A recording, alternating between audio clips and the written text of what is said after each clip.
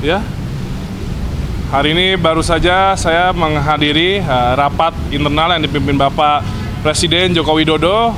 Fokus utama diskusi dan topiknya adalah terkait pemanfaatan revitalisasi dari stadion dan juga GOR dan venue olahraga di seluruh Indonesia.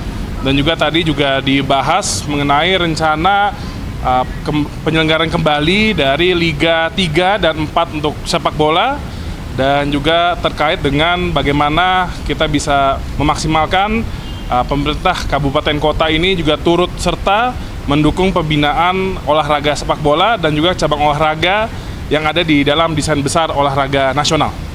Jadi kira-kira judul dan garis utamanya itu. Dan mungkin jika ada pertanyaan dari kawan-kawan media dan wartawan, silakan.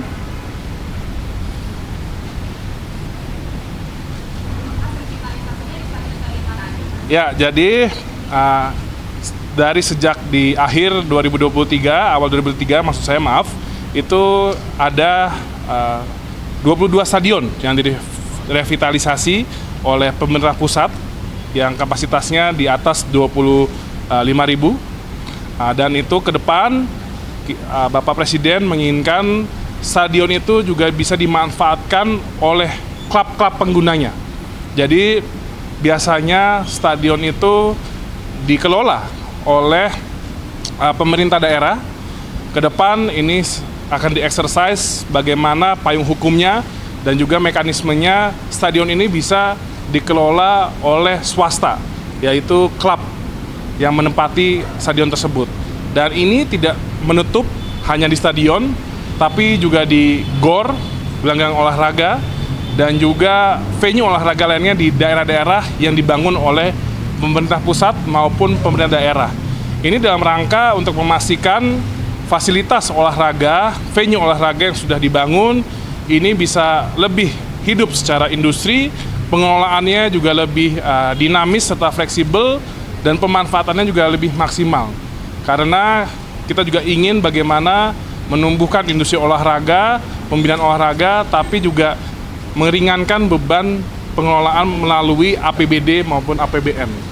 Dan tadi juga terkait Liga 3 dan 4 itu juga ada exercise dengan Pak Mendagri dan Bu Menkyu terkait dengan peraturan Mendagri untuk daerah nanti boleh kembali mendukung dan mensupport adanya kompetisi Liga 3 dan 4, dan juga ditambah cabang olahraga yang ada di dalam desain besar olahraga nasional. Ini juga dalam rangka mendorong percepatan talent scouting dan pembibitan usia dini untuk timnas atlet nasional nantinya untuk Olimpiade di masa depan. Liga 3 dan Liga 4 itu pesertanya dari mana? Liga 3 dan Liga 4 itu dari komunitas daerah dan juga amatir. Nanti juga ada Liga Pertiwinya untuk wanitanya. Gitu. Pak, berarti ini kembali ke masa perserikatan berarti? Kurang lebih mirip-mirip. Pak, pertimbangannya apa? Kenapa Liga 3 dan 4 Pemda boleh dibiayain, sementara 2, 1 itu masih... Yang dibiayain nantinya bukan klubnya, tapi kompetisinya melalui klub. Jadi nanti ada diatur, nanti ini akan lagi kaji lebih dalam, ada maksimalnya, ada cap-nya, berapa daerah boleh terlibat.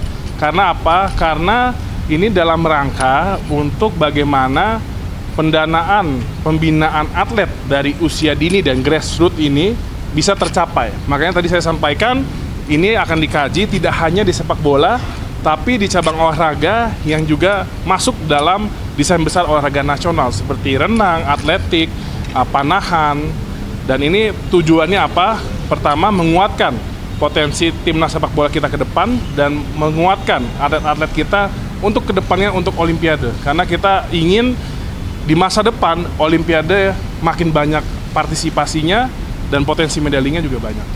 Skemanya apakah pakai dana hibah dan gimana untuk memastikan tidak ada korupsi dalam penggunaan APBD? Ya, skema ini yang tadi makanya kita exercise antara Kemenpora, Kemendagri, PUPR, dan juga Kemenkyu. Pastinya tadi Pak Presiden juga mengatakan pengalaman beliau waktu wali kota, karena tidak ada batas, itu banyak sekali skema-skema yang tiba-tiba 50 miliar, 90 miliar. Makanya ini akan kita kaji secara mendalam, dan pastinya untuk terkait memastikan tidak ada korupsi, ya kita akan menguatkan inspektorat dan juga tim pendampingan yang gabungan dari Gakum-Gakum ini, penegak hukum ini memantau.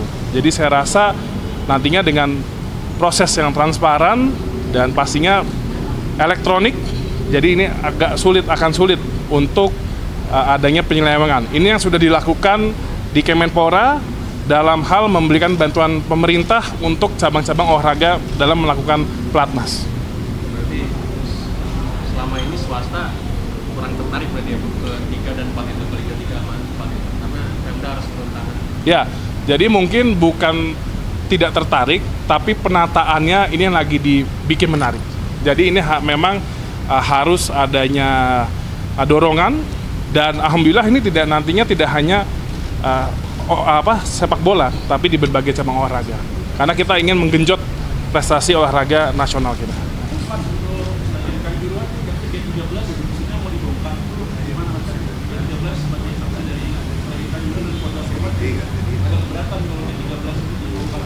Ya, itu hal teknis. Nanti kita akan melakukan mediasi dan kita lihat bagaimana yang bisa dilakukan antara bentuk dan juga desain renovasi dengan mempertahankan yang tadi dibilang gate 13 itu.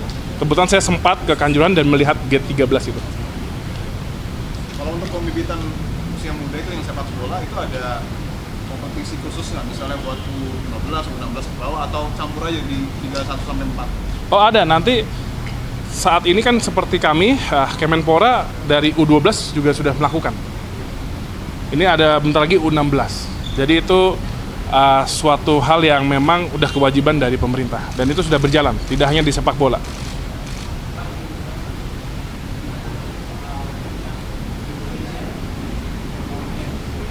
Ya, sejauh ini memang kita badminton berguguran, tapi memang kami dari awal sudah menyampaikan analisa kami, kita memiliki chance besar itu di wall climbing, weightlifting, dan alhamdulillah kemarin panahan Diananda bagus.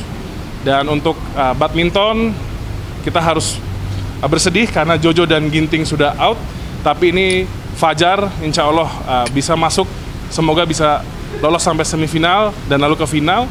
Dan Gregoria, ya kita sangat berharap.